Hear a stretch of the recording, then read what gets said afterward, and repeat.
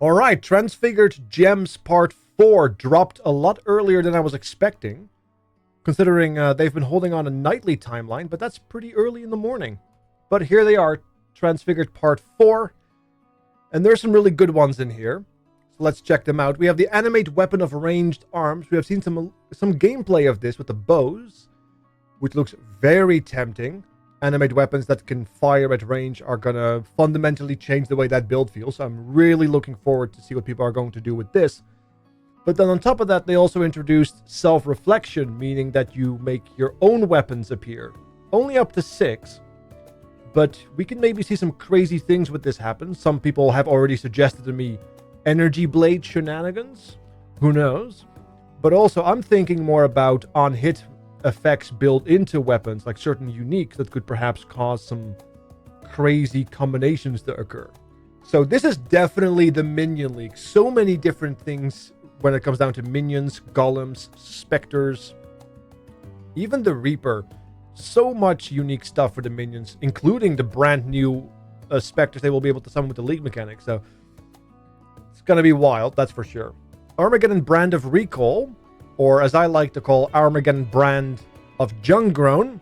This is just built-in cooked shenanigans, where if you don't recall it, it does a significant less amount of damage, but if you do, it hits harder. That's lovely. But you do have to use the brand recall option for that. So, since this is now a primary gem and not some scuffed, cooked tech that is questionable, I would love to see some people making a build with this that might be League Start viable, but also tanky. Because if you are recalling the Armageddon brands to yourself, you're going to have to stand on the enemy to get some good coverage. So, getting some tank in there might be nice. I always find it difficult to make tank happen on the Templar for myself, unless I go with max res and massive armor. But I'm more used to the spell suppress area, so I would love to see a good build on this that can actually be taken into the end game. Who knows? Armageddon Brand of Volatility. If you like to be Oppenheimer, there you go. It's one brand, destroys itself after one trigger, but does a bunch of damage. So is that good? Is that bad? I'll let it up to you. It does have a lot of effective damage, a bunch of base crit as well, so a lot of potential like insta-gipping here, but it does kind of make it a more instant spell, where in the sense that you have to keep recasting it as opposed to applying a couple of brands and just going for it. Which kind of reminds me of how the Penance brand work, or how that is going to work. We'll see how that turns out. A lot of brand stuff as well. There's so much new things. Speaking of new things, this is probably one of my favorite gems. Oh, sorry. Excuse me. This is one of my favorite gems, the static one. Unfortunately, it has an internal cooldown timer that stacks up to 3. And preliminary testing has shown, with other skills that have cooldowns, that you can't really break that in the same way you can break, let's say, the max amount of spikes of a Earth Shatter. So I'm not sure if this is going to be really, really good, but if it will be, somebody tell me. Just ping me on the Discord, because I want a lightning build that doesn't make me hate myself. We had Lightning Conduit for a brief moment in time before it got the Nerf Hammer, and then Lightning itself got the Nerf Hammer with the removal of the lucky damage and such. So I want to see some good lightning skills take the forefront of the meta again, so I don't feel terribly ridiculous when playing one, or attempting one at least. I miss my Lightning Conduit. I miss my Ball Lightning of Static. We're going to see what happens with that. On the other hand, we have Ball Lightning of Orbiting, which is just, you spin me right round, baby, right round. We see a lot of spiral orbiting shenanigans happening. We have the Soul Rend as well. That has the spiral. Is Soul Rend? I believe it is Soul Rend. That has the spiral effect. So we'll see how that goes. Another EK one of Lingering Blades. This is just for your Blade version, your Blade Blast version, your detonations. Not sure if that's going to be really relevant compared to the Blade Vortex crew out there, but maybe, maybe not. Exsanguinative Transmission is kind of nutty. Yes, you have a tremendous less amount of flat hit, which is unfortunate, but it lasts 3.5 seconds total right now, which is 3.5 times longer, which means you get 3.5 times more physical damage total over time, right? The dot lasts longer, and you therefore get more damage from the dot. Also, there's 21 giants built in. These numbers are nuts. So it's a very long transmission of disease, which does make it still viable for like some clear. But this might be really good for like these physical damage over time builds against single target. You know, think your Corrupting Fever and such. Especially since you can scale this duration a lot more effective with skill effect duration other than the base version, which only has 1 second. So we might see some crazy things happening here for physical damage over time builds. Especially with Corrupting Fever. I would like to keep an eye on that. Maybe get some Gladiator tech or some gloves with the Scion. The Ascendant, sorry. Who knows? Or the Ascendant with this league's mechanic, who knows?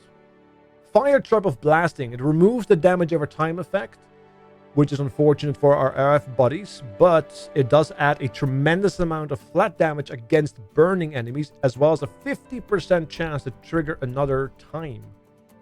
50% chance is not an amount you should scoff at. So this is the on-hit version of Fire Trap. Maybe relevant for RF. RF is a bit changing these days, so I'm not sure if that's really going to fundamentally appeal Fire Trap as a option, or Fire Trap as a on-hit option, but if you want to play Fire Trap on hit, you can do so now. Frenzy of Onslaught is interesting. Max Frenzy charges consume. For every Frenzy charge consumed, you get 1 second per charge consumed of Onslaught. This seems initially kind of awkward because you have these up and down moments, but if you start working with minimal Frenzy charges, it could be really good, especially with that new neck base that allows you to have 100% explicit effect. So you craft on it the -1 minimal frenzy, gives you immediate 2 minimal frenzy charge as a craft, basically. And then you only have to attack once to get 1 second of onslaught. Or maybe skill some additional max frenzies on top of that. I don't know. Could be good if you're looking to get some buffs. I wonder if that you can skill that with maybe some skill effect duration, if the onslaught can be skilled, so maybe you can mess around with that. I don't know. We have to look into it. Ice Trap of Hollowness.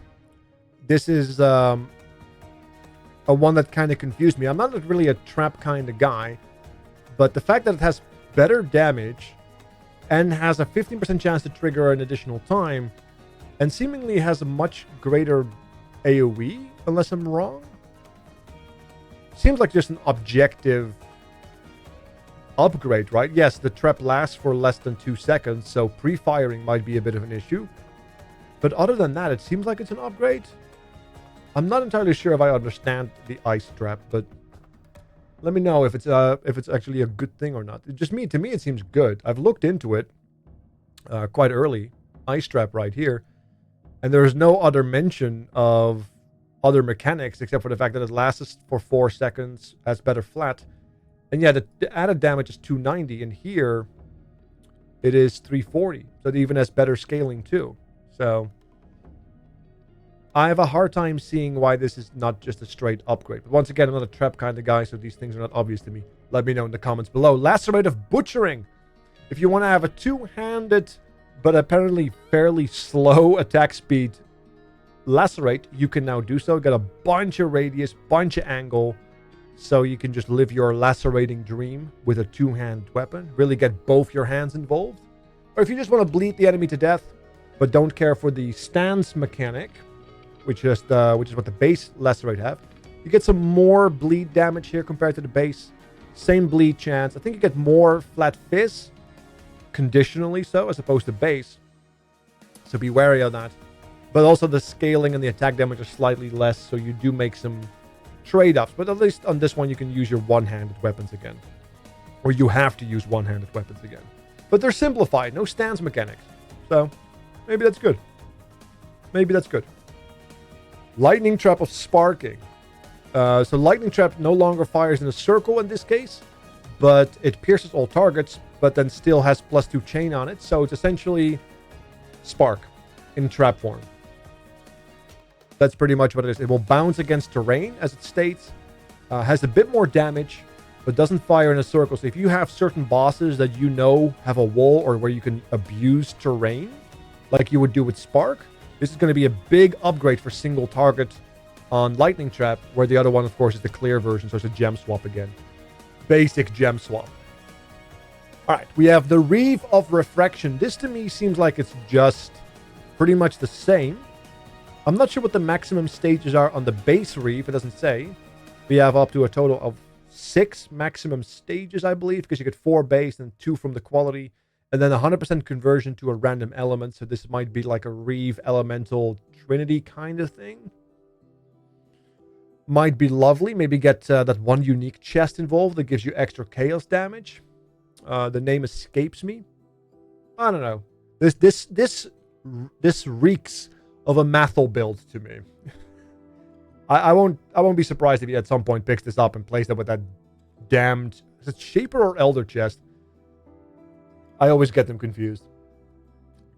Seismic Trap of Swells. Now, I did mention I'm not a trapper kind of guy, but when I looked at this for the first time, it just seemed like a straight upgrade. Cooldown time is lower, 6 uses. The trap lasts for 4 seconds, but still has no base duration. So I'm assuming that's where the difference is. But still releases 4 waves. And has a bunch of higher flat damage. So I'm assuming this is supposed to be the clear version of Seismic Trap. But I don't know exactly how Seismic Trap is supposed to work. I'm assuming that the base duration kind of messes with it. So, but otherwise, this seems like a straight potential upgrade in single target damage as well if you do it right. You also have much more uses you can store after all. So some pre-fire action or just some burst throwing might be massive. I don't know. If somebody can explain this to me, why this would be worse than the base one, let me know. I would love to know. But not enough for me to invest research time into traps, apparently. Look, I still have to work on my League starter, right? Bite me. Spectral Throw of Materializing. The skill that nobody's going to play in their right bloody mind. So you summon a ghost version, which can pierce enemies, but doesn't do any damage. But then on its way back, it can do damage. And for every single enemy it has pierced, it does 10% more damage. So this is once again this idea where you complicate your playstyle at the reward for damage. I don't think that's going to feel good. Maybe it's going to be fine because you're just going to spam Spectral Throw and it's just going to rotate around you. You're not really thinking about having to aim it anyway. But it's essentially going to cause a massive delay in damage, and that's never going to feel good. But if you don't mind that, you can get much higher numbers out there, and Spectral Throw already has like pretty decent results for League starting. So I don't know, it might be something. I wouldn't hold my breath. This super delayed damage is hurting my soul. Stormbrand of Indecision. This is Stormbrand with slightly better base damage, but less beams to additional targets, as well as less bonus damage to the branded enemy. But it gets a built-in brand mastery. The brand mastery that we typically use on that ice brand. I keep snow brand, winter brand. Is the winter brand? I think it's winter brand. The one that then bounces around and gets a lot of benefit from that mastery is apparently built into this storm brand. Not sure if that's good or not. But there it is. It might be good for clear better. I think that's what the intent is. As the single target damage seems to be a little lower due to the lack of more damage multiplier. But hey, who knows? Maybe I'll eat my words and become indecisive about brands itself. Who knows? Stormbind of Teleportation. It's just Stormbind, but with an added teleportation mechanic into it. I think this is a result of their Path of Exile 2 philosophy, where they're trying to make sure that you can keep moving by using your skills, or make up for lost time if you have used a skill. Like you use a skill, you get a small speed buff so you can move on to the next one. I think this is a result of that kind of new thinking. Because yeah, you have a channel skill, you channel, and then if you haven't detonated a rune in the past 1 second, you teleport to the rune. So you can keep moving forward while using a channeled skill. Could be good. Could be a new era of people playing niche builds that aren't as slow as they used to be. I'm never really a big fan of Stormbind. I think this is a skill that's used by mana stackers. Am I right about that? This reeks mana stacking to me. I'm not sure. I might be wrong. Who knows? Summon Chaos Golem as Horde, so we already know about the Horde mechanic. That's just essentially they lose one of their special attacks. In this case, it's the Wither, or their special buff, which is the physical damage, but then get up to maximum 3 summoned golems. So Golemmancer Rejoice, with a bunch of increased cooldown recovery, so they fight faster. Flame Golem of Horde, same deal. 3 golems, 40% cooldown. Very lovely Golemmancer action. This is interesting, because it is 1 maximum summoned golem, but if you kill it or it gets low health, it detonates itself. Which is interesting. If it reduced to low life, it will trigger a spell that destroys itself to deal area damage and fire icy projectiles in a circle. I wonder if there is some kind of like suicidal kamikaze ice golem build that might spawn from this, depending on the numbers of that spell. If they are crazy, I wouldn't be surprised if we're going to see people cleverly use that for insane numbers. It doesn't speak to me as if it's going to be insane, but it might be. We don't know yet. Now, of course, we have the Volatile Debt of Confinement, which has more damage, more AoE, but makes it so that the orbs no longer follow enemies. They just become like little orbs of stationary detonated points of death. So it becomes more of like a detonate dead on hit effect, kind of, where you have percentage life from the explosion, and then also a bunch of high fire damage on top of that. So maybe there's a way to double dip that, scale the damage quite nicely. Maybe it's good for like stationary burst boss fights. Who knows? But yeah, the lack of moving around kind of defeats the purpose of Volatile Death, I find. So, but maybe the numbers are good enough to justify that. And we're speaking of moving around. These guys have a slightly bigger explosion. Same damage, but can only scale up to 10 orbs total. But they also consume more. So this is like a quality of life change with a better AoE effect. This might be better for mapping compared to the regular Volatile Death, as a result of the fact that you can just click once and have max orbs if there are enough corpses so you can keep going. And they do follow. The 40% increased orb movement speed, I believe, is the new quality, so that's not built in, sadly. But other than that, big booms, and I cannot lie. Interesting stuff. Lots of new ways to do things. I'm really curious to see people build the ball lightning of static. I'm really curious to see what people are going to do with self-reflection, because this reeks of like some gimmicky, overpowered mechanic that might be abused.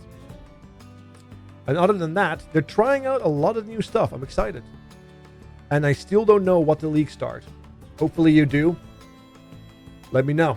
And I'll see you next time.